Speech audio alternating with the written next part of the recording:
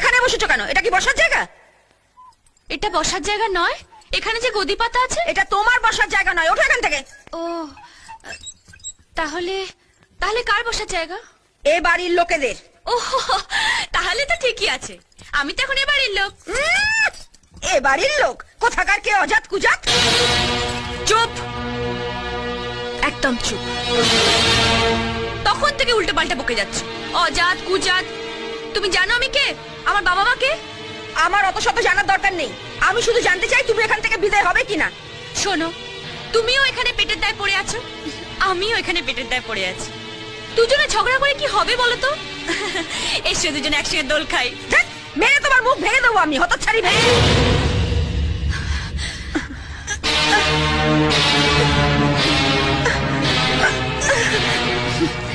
কথায় কথায় ছোবল মারার অভ্যেসটা ছাড়ো মনুষ্য।